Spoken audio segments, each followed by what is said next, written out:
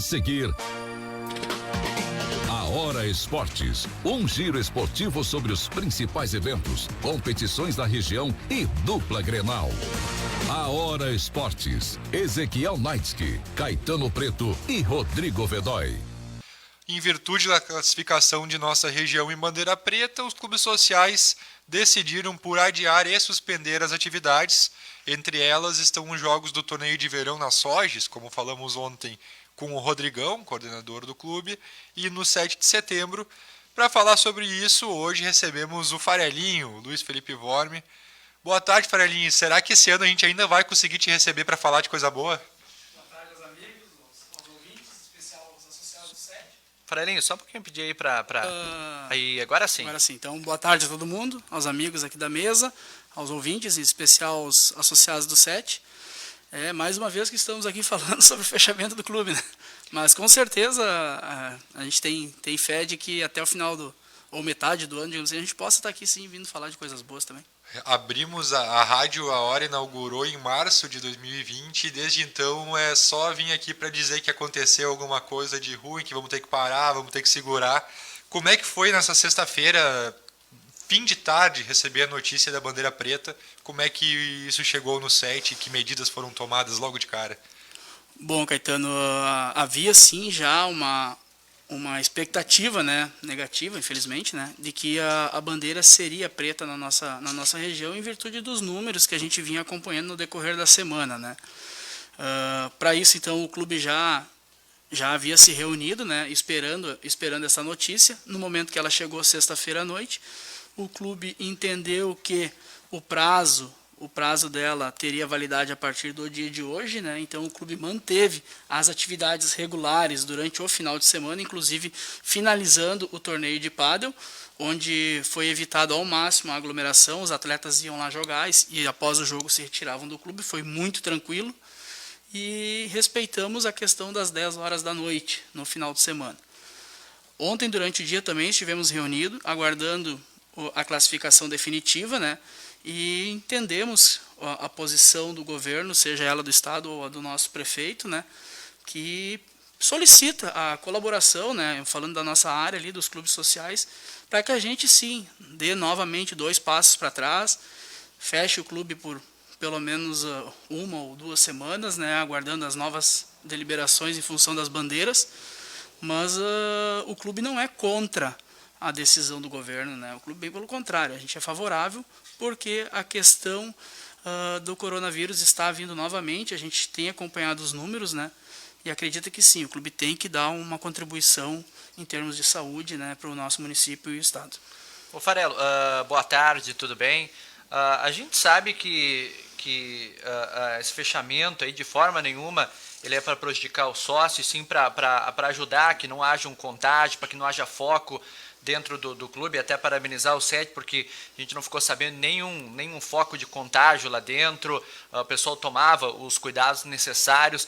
Mas como é que é para vocês? Eu vi que o SET já estava projetando já quem sabe uma normalidade entre parentes, claro, com muitos cuidados, já projetando a próxima competição. É um banho de água fria, ter que parar agora tudo de novo? Ou vocês, digamos, já estavam preparados, já viam a possibilidade que pudesse voltar a dar uma paradinha? Não, Vedói, anteriormente a esta semana, a semana passada, no caso, né, o clube estava com suas atividades, mesmo com várias restrições ainda, mas conseguindo atender a necessidade do seu associado, como tu mesmo falaste, respeitando vários protocolos. Como a gente acompanhou a última semana em que os números foram muito elevados, não é que é um banho de água fria. Com certeza, o desejo da direção do SET é ter o clube com o seu associado lá dentro, né? Mas a gente tem que respeitar. A gente tem que se adequar novamente, tem que repensar algumas situações. Nós temos o nosso torneio de verão que a gente não conseguiu finalizar. Já tínhamos feito um primeiro congresso técnico com as equipes interessadas da Copa 7. Já estávamos com o planejamento da reabertura da escolinha de futebol, inclusive com boas novidades, mas a gente vai respeitar e vai aguardar. No futuro próximo essas coisas vão se liberar, com certeza. Tu falaste do torneio de verão e estava nas semifinais, se não me engano. Só para situar o ouvinte, em que pé andava? Quando seriam disputadas as semifinais e as finais do torneio de verão? Bom, com o fechamento do clube a partir do dia de hoje, né, respeitando o decreto, nos resta ainda as partidas das semifinais e das finais. São 4 jogos ainda na semifinal, 2 partidas válidas pela Série Ouro, 2 pela Série Prata e mais 2 jogos finais. Assim que for possível, faremos esses jogos na segunda e quarta-feira, respectivamente. Eu imagino como é que não estava a expectativa da garotada aí mais nova para a volta das escolinhas, o Farelinho. Porque eu vejo lá em casa, eu tenho o William, lá, um menino de 6 anos de idade, e faz 3 semanas que ele já estava falando em voltar para a escola. Agora não vai conseguir voltar, seria a semana que vem voltar, mas como é que estava a expectativa? Os pais estavam procurando muito você para essa volta das escolinhas? Nós temos uma escolinha muito tradicional no clube, com mais de 30 anos de existência, né? E nós estamos desde abril de 2020 com as atividades canceladas, né? Então havia esse desejo muito grande, tanto do SET como dos pais e dos próprios alunos, para que essas atividades retomassem.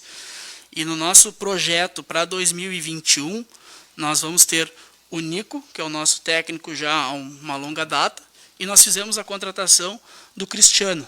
O Cristiano, ex-atleta do Lajadense, hoje acho que joga no Rio Barbosa, se não me engano, né? E no Coroas, joga comigo no Coroas, né? Então o Cristiano seria a novidade, é a novidade para a nossa escolinha em 2021. Nós estávamos prontos para divulgar ela já, com a matéria pronta, mas a gente segurou, né, respeitando a questão da semana agora, que é uma semana um pouco mais delicada, mas temos a certeza que assim que for possível, assim que for liberado, estaremos aqui divulgando a escolinha para que a criançada possa novamente vir fazer sua atividade de esporte no clube. Eu sei porque eu fui uma criança que era apaixonada, viciada em futebol, e imagino como é que não está essa criançada há 1 ano sem participar da escolinha. Exato. Mas, Farelinho, também comentaste que as inscrições para a Copa 7 estão abertas e com um novo regulamento para esse ano. O que é essa mudança, essa qualificatória, isso, a primeira fase? Na verdade, nós fizemos um congresso técnico, onde estiveram presentes 28 representantes de equipes. Nesse congresso técnico, nós debatemos diversos assuntos, deixamos claro para eles que não era uma reunião técnica definitiva sobre todos os pontos do campeonato, mas nós deixamos amarrado, sim, já a nova sistemática da competição. Deixar claro que não é uma imposição do clube, mas sim partiu uma ideia do Departamento de Esportes e foi aceita por essas 28 equipes. Né? Não é fácil agradar todo mundo. Né? A gente sabe que as críticas existem, a gente respeita elas, mas a gente gosta de receber críticas construtivas, né? De pessoas que querem somar. O clube está sempre de portas abertas para receber novas ideias. E a gente fez esse congresso técnico e para nossa ideia, assim, nós esperávamos que até haveria um pouco mais de rejeição deste novo formato, mas não. O pessoal entendeu a posição do SET, entendeu a necessidade de uma readequação neste primeiro momento, e já ficou combinado que ali por setembro, essas pessoas que participaram do Congresso Técnico terão novamente o direito de participar de um segundo Congresso Técnico para repensar 2022. Então, o que foi projetado? Nós temos hoje 28 equipes confirmadas na competição e temos as inscrições abertas até o final dessa semana. Em função do fechamento do clube, a tendência é que essas inscrições sejam prorrogadas para mais uma semana. Num primeiro momento, todas as equipes serão divididas em chaves, respeitando a qualificação delas em função da Copa 7 de 2019, onde teremos as equipes ranqueadas do ano de 2019. Essas equipes se enfrentarão num primeiro momento entre si. Esse chaveamento vai se transformar em 2 grandes divisões. A nossa ideia é 30 equipes. Se pensarmos em 30, nós teremos 2 grandes divisões com 15 equipes. Sim. As equipes jogarão novamente dentro dessas 15 e posteriormente serão divididas novamente em 4 divisões. Ou seja, as equipes jogarão de março a dezembro, se Deus quiser e a pandemia nos deixar, em torno de 29 jogos. Isso é muita partida.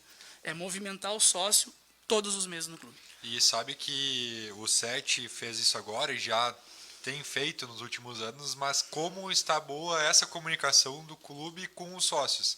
Porque realmente o clube dessa vez teve a ideia, mas não toma decisão, é que nem tu falou, não é imposto. O sócio tem direito a conversar, sugerir, no próximo momento trazer sugestões também. Isso eu vejo um ponto muito positivo dos clubes sociais nos últimos anos. Tu sabe, Caetano, que uma coisa que a gente colocou na reunião para eles são representantes das equipes e eles cuidam de 20 atletas. Nós, como organização, nós temos que cuidar em torno de 800. Né? E para nós não tem um mais bonito do que o outro, um melhor do que o outro. Não, nós queremos o nosso sócio feliz no clube, contente em estar lá participando da sua competição, que ele ajudou a construir. Né? Claro que tem alguns aspectos do regulamento que o clube precisa se posicionar, principalmente na questão da disciplina. Com certeza. Né? Mas tem outros aspectos que a gente pode abrir o associado e a gente fez isso. E isso nos agradou, porque nós tivemos a participação das 28 equipes que já haviam nos manifestado o interesse em participar. Pô, isso é muito bom.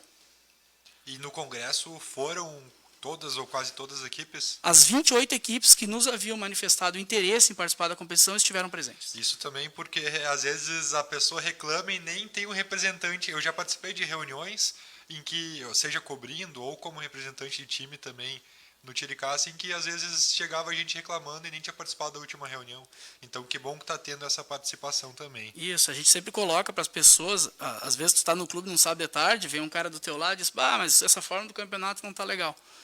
E aí a gente coloca para eles que o representante da equipe dele estava na reunião, ele participou, né, e que no próximo momento ele possa sugerir ao representante uma ideia nova. Como eu te falei no início, as ideias são bem-vindas, né, mas não adianta trazer elas durante a competição. Né? Com certeza. Ô Farelo, essa nossa nova fórmula aí, ela é ideal para vocês do 7 ou ela é ideal para o momento apenas? Porque a gente vê muito no futebol amador formato cíclico. Por exemplo, esse ano é melhor a gente fazer um amador só com jogadores da casa. Passa 2, 3 anos, o que era ideal já não é mais ideal.